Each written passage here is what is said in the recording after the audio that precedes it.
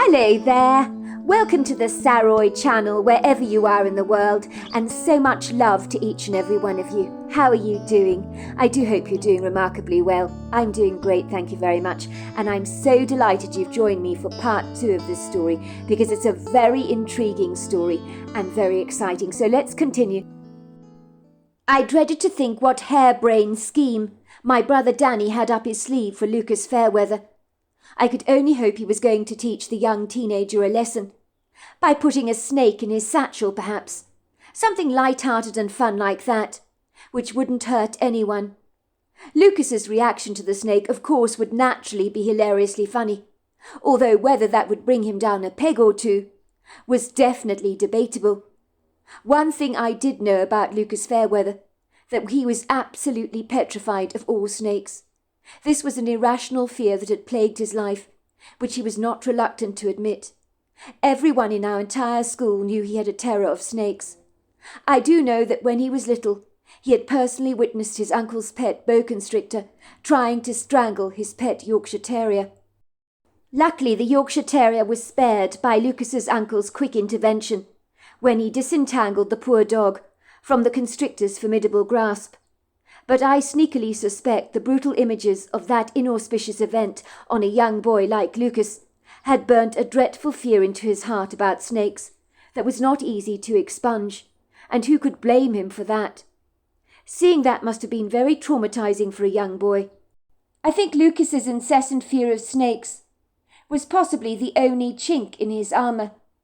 I was sure my brother Danny would employ this incapacitating fear of his to his full advantage, by possibly borrowing our next-door neighbour's snake, which also conveniently happened to be a boa constrictor. On one occasion when someone had brought a snake to school to show off his pet to the entire class during a biology lesson, when reptiles were being studied, my brother informed me that Lucas Fairweather had run out of the classroom like a bat out of hell, with a face that had grown as white as a sheet. He had physically trembled as if suffering from some post-traumatic stress disorder. I gather it had been rather distressing to watch, and the boy had been told by the teacher to put the snake away at once. "You may not like Lucas," I said to my brother. "I get it, I do. I'm sure he's not everybody's cup of tea. But what has he ever done to you to make you want to avenge him so much? Just let it go, bro. Even if he bugs the life out of you, ignore him. That's the best thing to do. I promise you everyone has forgotten about the blunder you made during your math class. Only you could worry about something like this and put so much energy into something that doesn't matter a jot." "Matters not a jot? Is that what you've got to say?" said my brother, friskily grabbing me by the collar, holding my shirt so tightly that he almost blocked my airways so that I could barely breathe, as his dark, hostile eyes bored into me. I was oscillating my arms frantically, like an octopus, trying to pull my brother's hands off me, to shake him off my body. Finally he did release his hold on me, and I took some desperate gasps of air, rather like an oxygen-deprived seal that has been stuck under the ice bed for far too long. "Please stop!" I cried out. "What are you doing, Danny? Get your hands off me! I can't breathe! You're suffocating me! What the hell is wrong with you? Do you want to kill me or something? Because you very nearly did just then. You were the one that made me do that, Eric. Are you trying to make me mad or something?" he said, raising a warning fist at me, and thankfully choosing to punch the air instead of my face. I suppose I had to be grateful for small mercies. "If I want some judicious advice from my little brother, I will ask for it, won't I? You were not in the classroom when I was being humiliated, were you, Eric? You have absolutely no idea how horrible it was for me. I can't get the tormenting images out of my head, however hard I try. I was humiliated, Eric. Get it? Humiliated. Do you understand the full meaning of the word or not?" "Sorry, bro," I said. I wasn't thinking. My brother's face softened. "That's the problem with you, Eric. You don't think, do you? You say anything that comes into that head of yours. Look, I don't want to hurt you, bro, but talking about Lucas Fairweather makes my blood boil. I can't help it, bro. I'm sorry to scare you. But I can't stand him, and even his name sets my nerves on edge. What's Lucas ever done to you, bro? I'm sorry, but there's more to the story than meets the eye. Come on, what's this really about? All right, I get it. You got humiliated during math. But all this overreaction over some math algebra equation is overkill, is it not? I asked rather gingerly. Something else is going on, bro. I can smell it. My brother's lips twitched, as if he was holding back something. He snorted and finally lifted his hand up in mock surrender. Well, there is slightly more to the story that I admitted to tell you. If you must know, there's a girl involved, he said, his face flushing a shade of pink. I knew it! I chuckled. You're so predictable, Danny. I can read you like a glass pane. There had to be a girl behind this to get you so pent up like this. So I'm guessing this girl you have the hots for witnessed you having your math equation corrected by Lucas Fairweather on the blackboard. Is that right? And it crushingly did your head in. I think I get it now. That's what's going on here. You didn't want to be made of a fool of and snubbed in front of her. And I get it, bro. I really do. Well, something like that. Only it was worse. If you must know, the girl I really like was looking at Lucas Fairweather as if he was the Michelangelo's David. Do you know what that feels like, bro? The girl you fancy, ogling your nemesis? It was excruciatingly painful to watch. It stung like hell. Who is she, bro? I had no idea you were into any of the girls at school. I thought you liked Amy Price from church. You've had your eyes on her for a long time, have you not? I grinned cheekily. But you've never had the balls to ask her out. But I've seen the way you've looked at her at church, like a soppy St. Bernard drooling over a meaty bone. I like Amy, but not like this girl. This girl is in a whole different league, bro. And I mean it. She's hot, so hot you could burn your fingers if you even touched her. I chuckled. Goodness gracious me, bro. You've got it bad to describe her like that. Spill, will you? Don't keep me in suspense. I'm dying to know who she is. My brother paused for a brief moment, and then he said, You may know her. The name's Janice Kildare. Oh, yes, I do. The new girl in your class at school, isn't she? I've seen her round. She's very pretty. You like her, do you, bro? I really, really like her, said Danny, boxing the air furiously with a clenched fist. It would seem a tempestuously untamed rage blew through him, like the wispy white smoke that spirals out of a chimney on a cold winter's day. I realized in this prominent second that my brother was actually hopping mad. There was a distant, faraway look in his eyes, suggesting that he was reliving the ignominy of the classroom event all over again, when Lucas Fairweather degraded him by correcting his math equation in front of the entire class. That's the problem, you see, when you're an intense person like my brother was. You can take yourself far too seriously. He simply couldn't stand the brutal abasement and come down that he was feeling right now, rather like a burn on your hand that still causes pain long after you've touched the hot pot you pulled yourself away from. In this moment, he was like one of those pressure cookers on the stove top that is about to explode if you don't handle him with the utmost of care.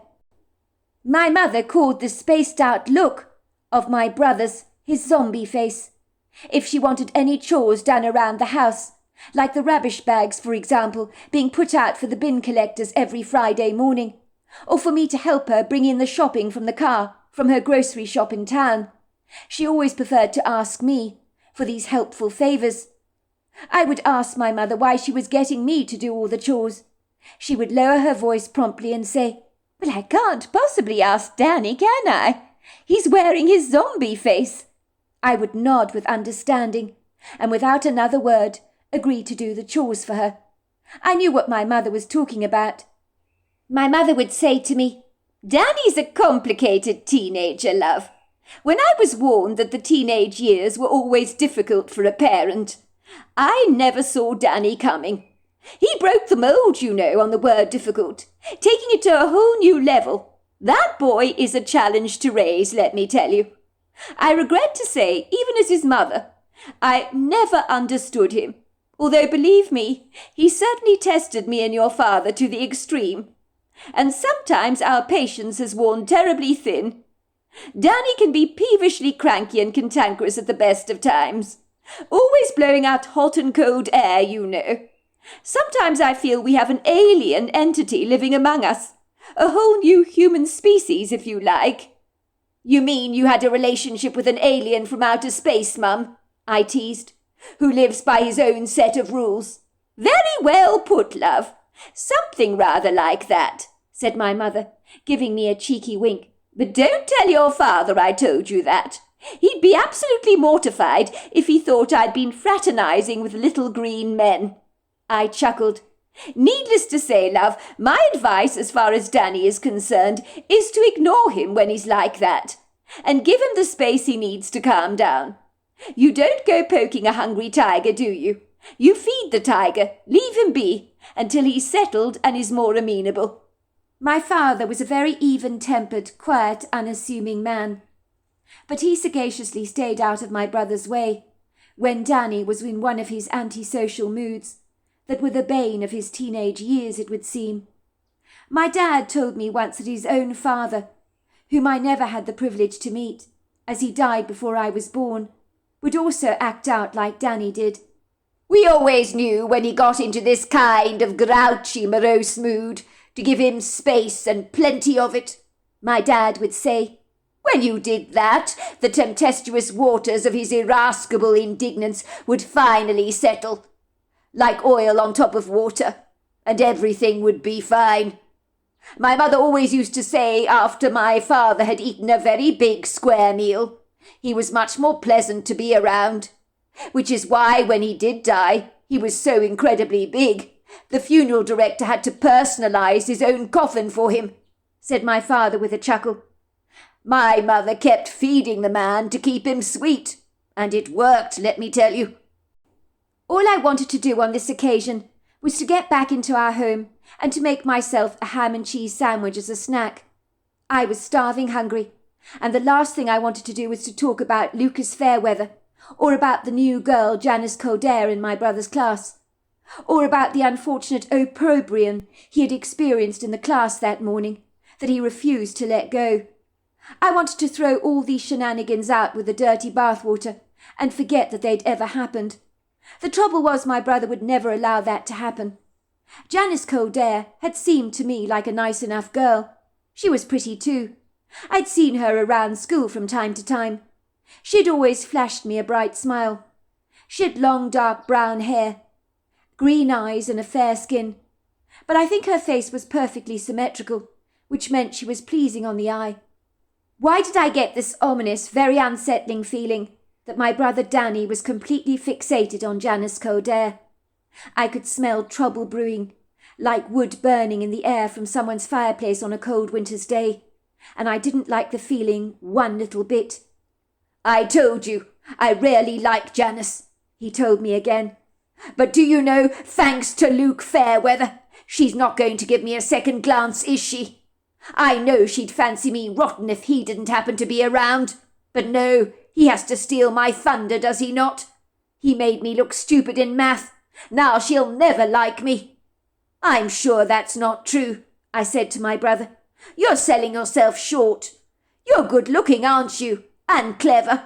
Except for in math, I said quickly, trying to build up my brother's ego, as if carefully laying Lego blocks one on top of another, and hoping they'd not come crashing down in one big messy heap. Look, bro, I've never had a girlfriend, so I am the last person that should be giving you advice. But just let her get to know you first. That's what I think you should do. She's new at school, isn't she? Give her time. She moved here from Nob Hill in Albuquerque, I believe, about 3 months ago. When she knows you're interested in her, I'm sure she will reciprocate your interest. I mean, you're one of the sports stars in our school. Who wouldn't want to be dating someone like you? You could ask her out, couldn't you? And I'm sure she will say yes. She'll be mad if she doesn't, bro. You're the whole package. You've got it all going on. That's what everybody thinks. She's not interested in me, bro. Can't you get that through your thick skull? Or haven't you heard a single word I've been saying? My brother snapped. I told you, my big stumbling block is Lucas Fairweather. She's only got eyes for that lower form of pond life. She is so obviously interested in only him, and definitely not me. But are you sure? I asked him coyly. Of course I'm bloody sure, otherwise I wouldn't be saying so, would I? I'm not stupid. Janice makes it blindingly obvious she likes him. She stares at him in class with such an animated, peppy look on her face, with mawkish puppy eyes. When I plucked up the courage to go and talk to her at break yesterday, do you know what she bloody said to me? No, what did she say? Well, she asked me if I knew whether Luke Fairweather had a girlfriend or not. Her eyes went all dewy. She started to giggle, making it blindingly obvious she fancied him rotten. She asked me if Lucas had a type, stuff like that. She talked to me as if I was nothing but a friend to her. She asked me how she could get Lucas Fairweather to like her. Can you believe that, Eric? The girl I like wanted bloody tips on how to make Lucas Fairweather like her. She fluttered her eyelashes at me and said, I've only been here for 3 months. I'm from Albuquerque. My dad was transferred here. I really like Lucas, but how can I get him to notice me? Have you got any good ideas? You play a lot of sport with him, don't you? You must know him rather well. I guess he must talk to you in the cloakroom and stuff. So what did you say to that? I asked my brother. Well, I told her the truth, didn't I? That Lucas had never had a girlfriend before a day in his life, because he was too focused on his sport and his stamp collecting, stuff like that. I told her I didn't think he was interested in dating, and you know what she said to me? I think he's a bit shy, that's all. I know he seems all confident and self-assured on the surface, but as far as girls are concerned, he's rather self-effacing. I've seen him flash me a few demure glances in class. He likes me, but he hasn't got the courage to do anything about it. He needs a nudge in the right direction, don't you think? My mother says sometimes the girl has to take the initiative if the boy is shy, and I think she's right about that. Why should everything always be done the old-fashioned way? Sometimes we girls need to take the bull by the horns and go after what we want, and there's nothing wrong with that. I think someone like Luke would probably appreciate me taking the initiative in that regard. My bet is he's just painfully shy. She said that to you, bro? I'm sorry. You're right. She clearly does like Lucas. But it doesn't mean all hope is lost, bro, I said encouragingly. See, I told you she likes him, said my brother. And the worst part of it all, Eric, is maybe she's right. What's that supposed to mean? I asked. You assume, Eric, that Lucas Fairweather is not interested in girls. But supposing he really is, but is hiding it rather well, because he's desperately shy, like Janice suggests. I could never work Lucas out, because all the girls like him, but he shrinks away from them. I think Janice is absolutely right. He's shy. That would make a whole lot of sense, wouldn't it? If Janice makes it clear she likes him, then there's a very real possibility that an opportunity for me to become her boyfriend will slip through my fingers like butter. I can't let that happen, bro. I'm really into her. Well, I said, it's not all bad news, you know, bro. For a start, Janice treats you like a good friend. She confides in you. And I'm sure she doesn't confide in the other boys in class. That's not a bad start, is it? Remember Mum and Dad were friends before they fell in love and got married? You can start by being a great friend to Janice. And when she realizes how much she likes you, trusts you, confides in you, things can develop from there. People often start with being friends first. Mum says that is the best way to start a long-lasting, enduring relationship. She said that for a relationship to last, you need to begin by being the very best of friends. But I don't want to be Janice's friend. Don't you get it, Eric? I want to be her boyfriend. I want much more. Well, if you really like her, Danny, you might have to exercise some patience first. Rome was not exactly built in a day, was it? When have I ever been patient, bro? You know me. I like to rush into things. That's my point, Danny. Another thing, bro, that you should consider. You like this girl, Janice, because she looks great on the outside. And yes, physical attraction is important. But it's not everything, is it? What's that supposed to mean, Eric? Well, you don't know her, do you? She might not be that nice on the inside. From what you're telling me, she sounds like quite a pushy personality. I personally don't like that in a girl. It's like her ambition to get Lucas Fairweather to like her. Is pretty assertive, don't you think? She might be that doggedly determined type that would probably step on other girls to achieve her goal. And in my book, that's not desperately attractive. I'm only saying I prefer to be chasing, not the other way round. Well, if her inside is anything like her outside, I'm very interested, said Danny, giving me a goofy grin that even made me smile, so that we both enjoyed a brief laugh together. Look, Eric, said my brother earnestly, we've got to make Janice see how pathetically inadequate and parsimonious Luke really is, so she won't want anything to do with him. When she finally comes to her senses and realizes that Luke is a prize board-certified jerk, then she will look at me instead. She'll realize how she badly overlooked the prize bit of rump steak, which is myself, of course. I chuckled, raising a brow. I see it's like that, is it, Danny? I've got an idea, Eric, and I need you to help me on this one, said Danny very excitedly. I believe it will work. We need to humiliate Lucas, like he did to me. And furthermore, I know exactly what to do. I think my plan will work.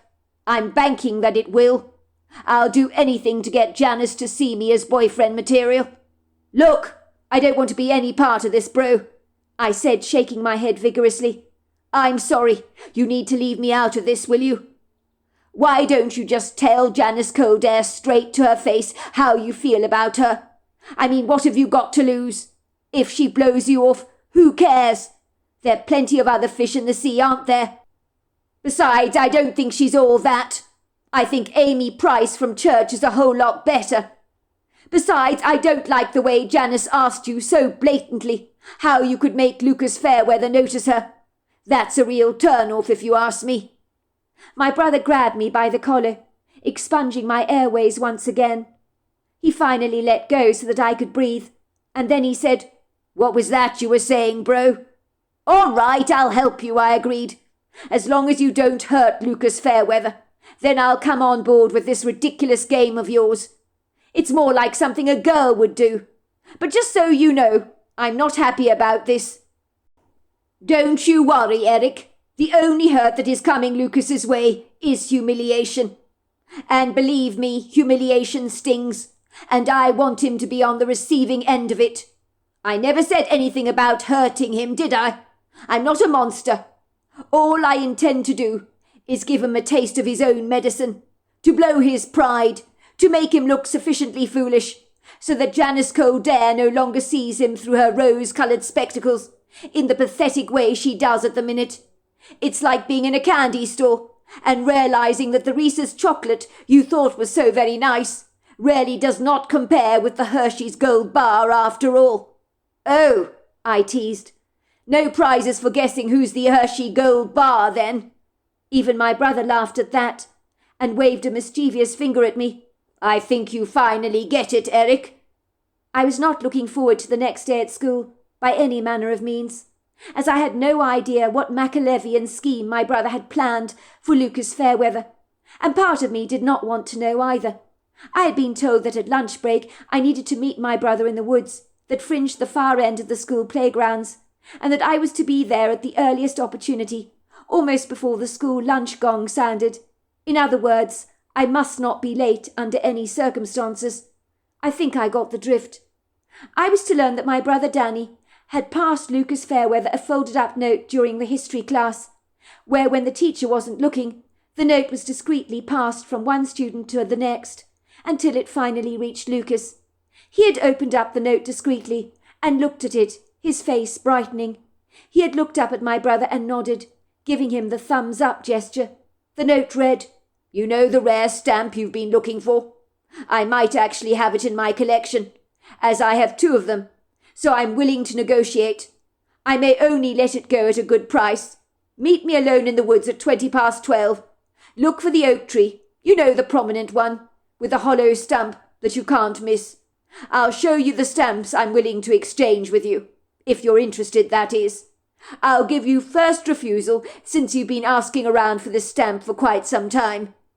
Lucas Fairweather had flashed my brother a stunning bright smile, and sent my brother back a note that was passed discreetly once again from one pupil to the next, saying he was very interested indeed. "If it's the stamp I'm looking for, I'm very keen. I'll meet you at 12:20 in the woods.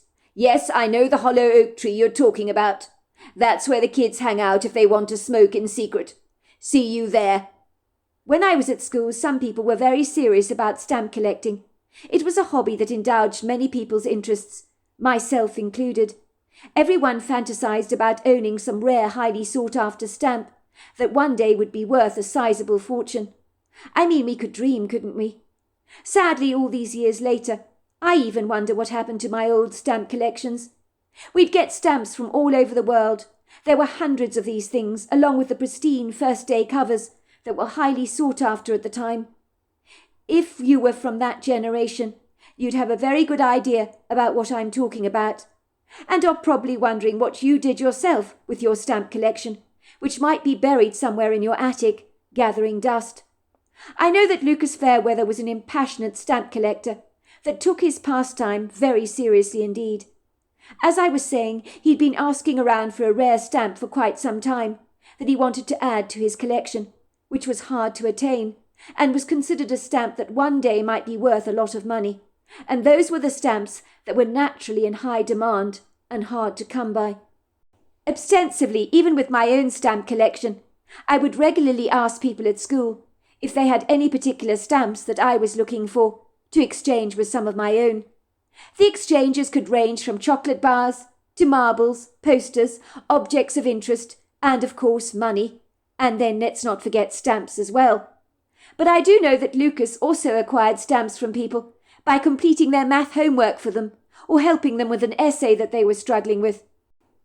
I was very impressed with my brother's artful guise.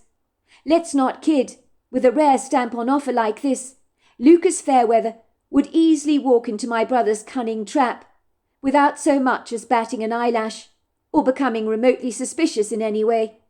Besides, he had no idea that my brother had such an axe to grind with him. I was probably the only person in our little bubble that knew how much my brother despised the young teenager. I do recall very vividly that when the gong sounded at exactly 12 for lunch, with a withering reluctance and hesitancy, I made my way through the elegant red-bricked arched corridors of the school, wondering if I could get away with not showing up in the woods at all. Why did Danny need me to be part of this crazed plan of his? Why did he always so annoyingly drag me into his little battles? If he wanted to degrade Lucas Fairweather, he could do it himself, couldn't he, without including me in the senseless, rather fruitless endeavour? I ran through a manner of excuses in my head, from an inexplicit, thundering headache that had seized me during class, to a sudden bout of very bad diarrhoea that had left me permanently stuck to the loo seat all morning. Alas, with an unfortunate reputation for never having a sick day in my entire life, my brother was unlikely to fall for such sly chicanery. He may be many things, but being an idiot was not one of them. I resigned myself to the contrite fact that I'd have to help my brother, even though I wanted no part of it. I hurriedly scrambled across some of the sports fields and school grounds to the verdant woods that fringed the back of the property, and spread out for many miles, branching out into a bushy, rather overgrown labyrinth of trails. It wasn't uncommon to encounter horse riders in these parts, but we had been told by our rather domineering school principal, Mrs. Kenridge, that pupils were never allowed under any circumstances to go into the woods on their breaks. Anyone who disobeyed these rules would get into serious trouble. When a school principal lays down the law and tells you what you can and cannot do, it can sometimes have the opposite effect, almost driving you to deliberately hang out in the woods, just to be contrary and bloody-minded. It always felt rather good to challenge all those boundaries. Ostensibly, many disobeyed the stringent rules, especially if they wanted to have a smoke without being observed by a teacher, as being caught smoking could land you into heaps of trouble, as back in my day, the teachers lacked leniency, and detentions and the occasional suspension from school were not uncommon. The formidable Mrs. Kenridge, our head teacher and principal, had rigidly fixed opinions on absolutely everything. It was always her way or the highway, and she was certainly big on disciplining insubordinate pupils, and seemed to get some measure of pleasure from it. Was it any wonder she was actually called the Bull Terrier? One of the boys, called Duncan Wallace, had been caught sneaking into the woods, and had been suspended on one occasion for over 3 days. This was not something any teacher did lightly, but Mrs. Kendridge did it with no problems at all. So I circumspectly scanned my environment to ensure that no snooty-nosed teacher had seen me clandestinely sneaking into the woods. You had to have your wits about you in this regard. Getting caught only happened to pupils who were not vigilant enough, and that was not going to happen to me. Me and my brother enjoyed hot school lunches every single day at the canteen, which offered a delicious range of food from hamburgers, pizza pockets, meatloaf, pasta and vegetables. We were lucky to be blessed by an excellent cook, a plump woman by the name of Mrs. Berry, who had grown up in America and ended up living in England for a short while after she married an Englishman. I'm not sure why she got divorced from him, but I know she never ever married again. She promptly returned to America when the marriage was over. Ostensibly, in her possession, she had a repertoire of English recipes, of which the puddings were a firm favourite with her. Mrs. Berry had an unquenchable sweet tooth, so she'd happily introduced some hearty, full-bodied English puddings to the menu at the school canteen for the pupils to enjoy, including herself, I suspect. So there we are, that is the end of part 2. Part 3 is tomorrow night. Until then, goodbye and good night.